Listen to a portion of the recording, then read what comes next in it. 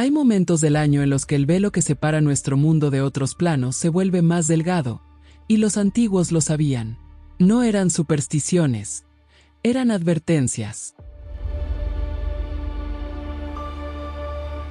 En cada cultura, desde los druidas hasta los faraones, dejaron símbolos, portales y rituales para cruzar hacia lo invisible. Portales que no solo se abrían en templos o pirámides, sino en el tiempo mismo. Los celtas llamaban a ese momento Samain, el fin del ciclo y el comienzo del otro.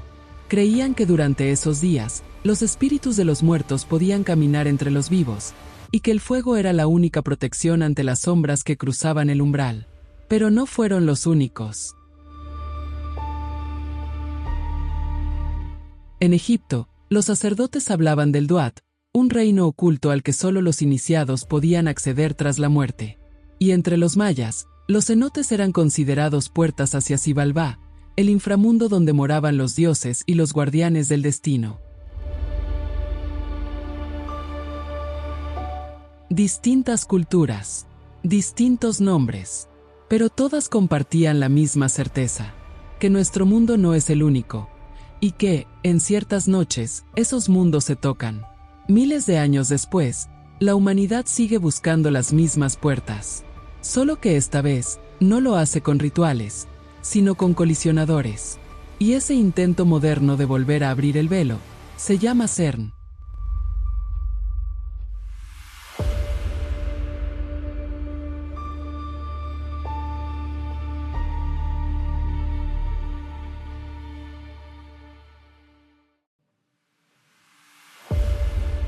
Desde el principio de los tiempos, las civilizaciones antiguas miraron al cielo, no buscando dioses, sino respuestas. Sabían que la realidad que habitamos no era más que una capa, un velo que separaba su mundo de otros mundos. Los egipcios lo llamaban Duat, un reino intermedio donde las almas viajaban para renacer. Sus templos no eran simples monumentos. Eran mapas estelares, resonadores de energía, portales entre lo visible y lo invisible. Cada línea tallada en piedra, cada orientación astronómica, no estaba puesta al azar, sino con un propósito: abrir el paso a quienes sabían el camino. Los mayas, por su parte, hablaban de ciclos cósmicos y puertas del tiempo. Sus calendarios no medían días, sino vibraciones. Creían que ciertos puntos del año, como el fin de un Baktún, eran momentos donde los planos se alineaban, momentos donde el universo respiraba al mismo ritmo que la Tierra. Y en los bosques del norte, los celtas celebraban Samain, cuando el velo entre vivos y muertos se hacía delgado, y los espíritus podían cruzar. No era una noche de miedo, sino de conexión, una forma de recordar que lo invisible siempre nos observa, esperando ser invocado. Pero, más allá del mito y la ceremonia, todas estas culturas compartían una misma intención: trascender los límites de la materia, abrir un umbral hacia lo eterno, una puerta hacia las dimensiones que alguna vez fueron parte de nosotros. Para los antiguos, abrir un portal era volver al origen, un acto prohibido, sagrado y peligroso, un intento por hablar con los dioses, o con algo que fingía serlo. Y aunque sus templos se desmoronaron, y sus reinos desaparecieron bajo el polvo del tiempo, el conocimiento no se perdió, solo cambió de forma, y se ocultó donde pocos sabrían buscarlo. Los antiguos sabían que el poder debía ser protegido, y así, en la sombra de los siglos, nacieron las escuelas secretas, lugares donde el saber prohibido se conservó, lejos de la mirada de los reyes y de los dioses.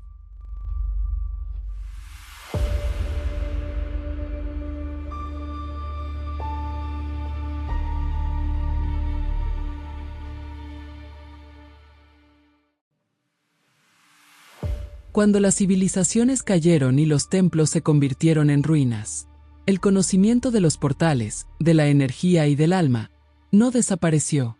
Se ocultó en los lugares más inesperados, en manuscritos sellados, en símbolos tallados en piedra, y en las mentes de aquellos que juraron protegerlo, incluso a costa de sus vidas. A medida que el mundo olvidaba, ellos recordaban. Eran los herederos de los sabios egipcios, de los sacerdotes druidas, de los astrónomos mayas y de los alquimistas sumerios, reunidos bajo nombres distintos a través del tiempo.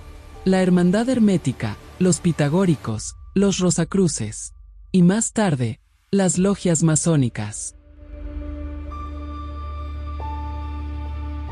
Estos guardianes sabían que el universo no solo podía observarse, también podía sentirse, vibrarse, invocarse. Creían que el espíritu humano era una chispa divina, capaz de abrir su propio portal hacia planos superiores. Pero comprendieron algo más, que el poder sin conciencia puede destruir. Por eso lo ocultaron, envolviéndolo entre símbolos y alegorías que solo el iniciado podría descifrar.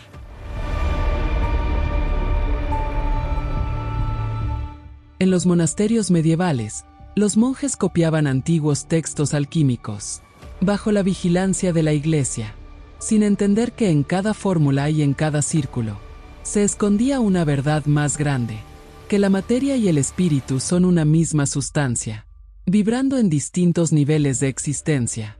Los alquimistas del Renacimiento lo sabían, cuando decían transmutar el plomo en oro. No hablaban solo de metales, sino del alma, de convertir la oscuridad interna en luz pura, de abrir el portal interior que unía al hombre con el cosmos. Pero el tiempo avanzaba, y con él surgieron nuevas formas de control, nuevas estructuras de poder. El conocimiento antiguo, disfrazado de sabiduría prohibida, fue perseguido, fragmentado, y finalmente absorbido por los nacientes imperios. Sin embargo, en lo oculto de Europa, las antiguas logias continuaron trabajando. En silencio, siguieron buscando lo que los egipcios llamaban el punto de retorno, ese momento en que la energía y la conciencia se alinean para crear una puerta. Ya no usaban templos ni pirámides, sino matemáticas, geometría sagrada y ciencia. Así, el esoterismo se mezcló con la ciencia, la fe con la física, y las antiguas visiones del cosmos renacieron bajo un nuevo lenguaje, el lenguaje de la razón y del poder.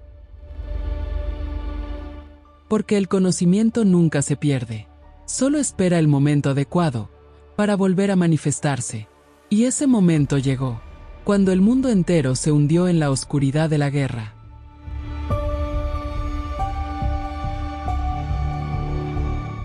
La Segunda Guerra Mundial no solo fue una lucha por territorios o ideologías, fue una guerra por el conocimiento, por el control de los secretos más antiguos de la humanidad.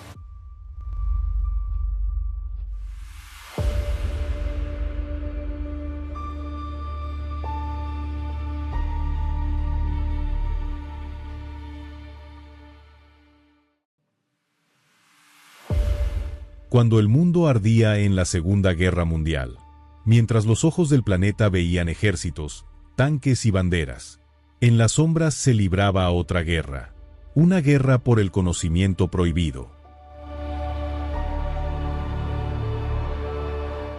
El régimen nazi no solo buscaba dominar naciones, buscaba dominar la realidad misma. En los archivos ocultos del Tercer Reich, existía una división secreta llamada Ahnenerbe, la herencia de los ancestros, encargada de rastrear vestigios de civilizaciones antiguas, artefactos, textos sagrados y símbolos de poder. No eran simples curiosidades arqueológicas, eran llaves, llaves para abrir lo que ellos llamaban portales del origen.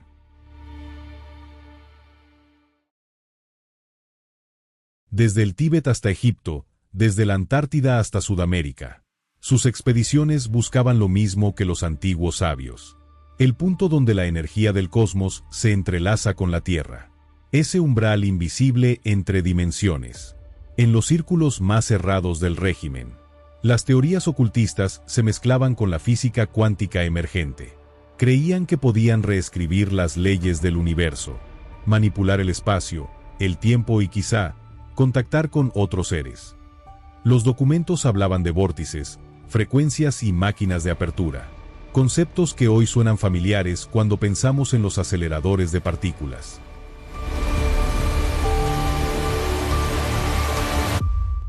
Muchos de esos científicos, tras el fin de la guerra, no desaparecieron.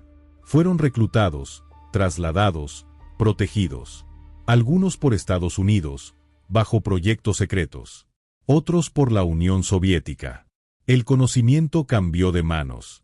Y la ciencia comenzó a hablar un nuevo idioma. Un idioma en el que la física, el poder y el misticismo volvían a encontrarse. Y fue en ese contexto de silencios y pactos invisibles, donde nació algo que cambiaría la historia de la ciencia moderna. Una organización internacional, neutral, aparentemente dedicada a la investigación, pero construida sobre los cimientos del conocimiento que los antiguos habían buscado. Su nombre, CERN.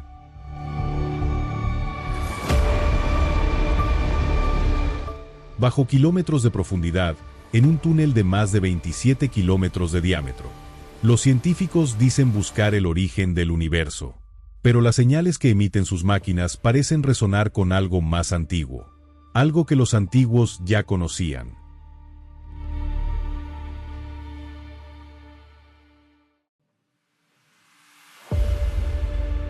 Bajo los campos de Ginebra, a 100 metros de profundidad, una red de túneles forma un anillo de casi 27 kilómetros. Allí, en el corazón de Europa, un grupo de naciones unió sus recursos para construir lo impensable. Una máquina capaz de recrear el instante del origen. Un experimento que, según ellos, busca entender el universo, pero que, según otros, busca abrirlo. Así nació el CERN, la Organización Europea para la Investigación Nuclear, fundada en 1954, justo después del caos de la Segunda Guerra Mundial, un momento donde el mundo anhelaba paz, pero también poder.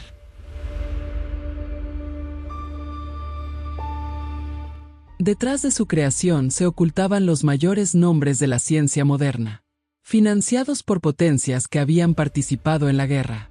Y aunque su misión oficial era puramente científica, su nacimiento coincidía con el traslado de centenares de científicos secretos, provenientes de programas militares y experimentos de alto nivel. En apariencia, el CERN estudia las partículas subatómicas, las fuerzas que dieron forma al cosmos, pero en su interior se mueven energías tan colosales que ni los propios científicos pueden prever del todo sus efectos. Cuando el gran colisionador de hadrones se activa, dos haces de protones viajan casi a la velocidad de la luz, colisionando con una potencia inimaginable. Durante fracciones de segundo, se abre una puerta microscópica hacia un estado primordial de la materia, y, quizás, hacia algo más. Frente a la entrada principal del CERN, se alza una figura que ha generado preguntas en todo el mundo. Siva Nataraja, el dios hindú de la destrucción y la creación. Su danza cósmica simboliza el fin de los mundos y el renacimiento del universo. Una imagen profundamente espiritual, frente a la mayor máquina científica jamás construida. ¿Coincidencia o mensaje? Los antiguos sabían que la creación y la destrucción son dos caras de la misma fuerza. Shiva lo representa, los alquimistas lo insinuaron, y los físicos del CERN lo están recreando, porque, aunque el lenguaje sea distinto, la intención parece la misma, buscar el origen. Pero, ¿qué ocurre cuando en esa búsqueda se toca el umbral de lo desconocido? ¿Es posible que el CERN haya cruzado límites invisibles? ¿Que sus experimentos estén alterando algo más que la materia? Muchos científicos alternativos han señalado las extrañas fluctuaciones electromagnéticas y patrones anómalos, registrados alrededor del colisionador durante sus pruebas más intensas. No se trata de fantasía, sino de resonancia. Las energías que generan pueden afectar los campos del planeta, el magnetismo, incluso la percepción humana. Pero la pregunta más inquietante es esta: ¿por qué tanto secreto? ¿Por qué tal inversión económica y política en un solo proyecto? Enterrado bajo tierra, aislado del mundo, protegido por protocolos de seguridad que superan a los de un laboratorio nuclear. Dicen que buscan comprender el universo. Pero, ¿y si buscan algo más? Algo que se oculta bajo el lenguaje del conocimiento. Una llave que los antiguos ya habían encontrado y sellado. El CERN podría ser la nueva Torre de Babel, un intento de los hombres por alcanzar lo divino, por dominar el lenguaje de la creación. Y, como en los antiguos relatos, quizá haya un precio por intentarlo. En cada colisión, en cada partícula que se rompe, el hombre se acerca un poco más al fuego del origen. Pero hay fuegos que nunca debieron ser tocados, porque su luz no solo ilumina, también consume.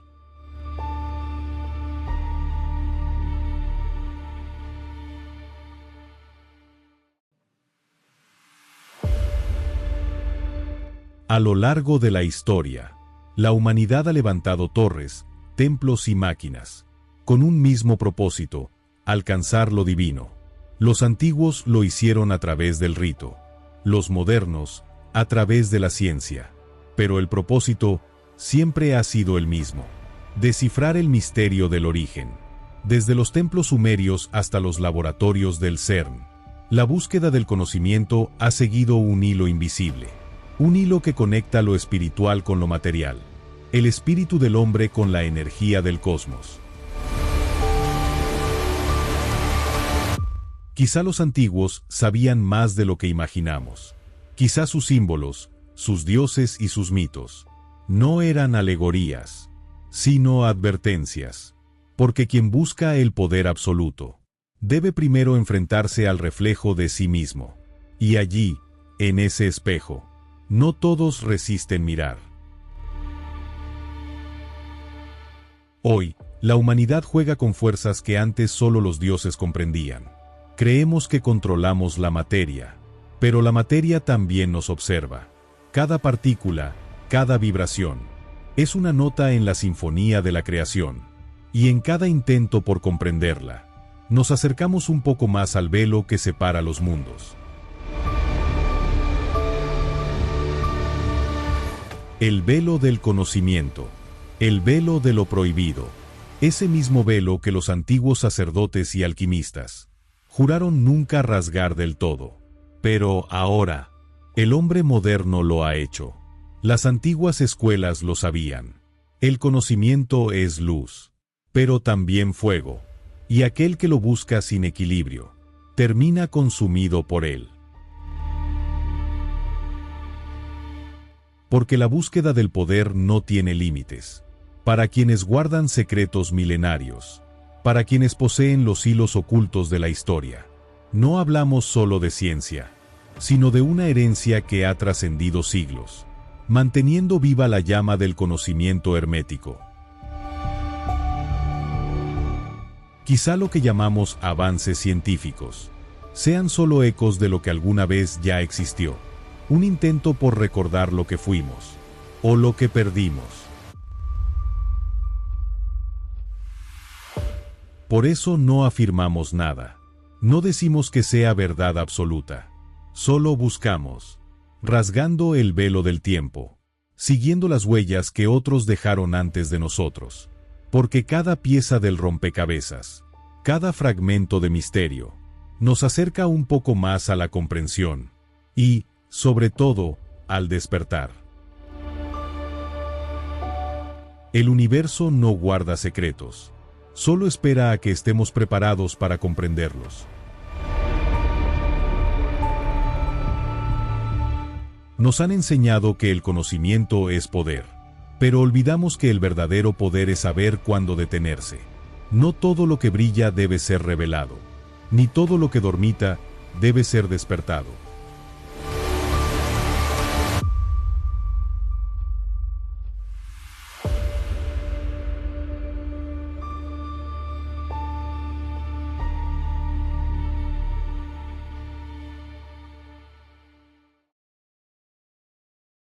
Entonces debemos preguntarnos, ¿y si el verdadero portal no está en el CERN, ni en los templos antiguos, sino dentro de cada uno de nosotros? Porque tal vez el velo que separa los mundos no es físico, sino espiritual.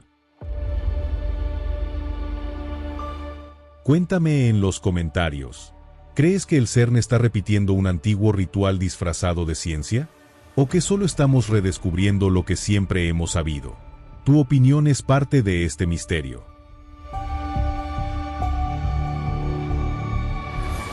Si este viaje resonó contigo, suscríbete a Espiritualis Luna, activa la campana y acompáñanos en el próximo episodio, donde seguiremos rasgando el velo del tiempo y buscando la verdad que duerme entre las sombras.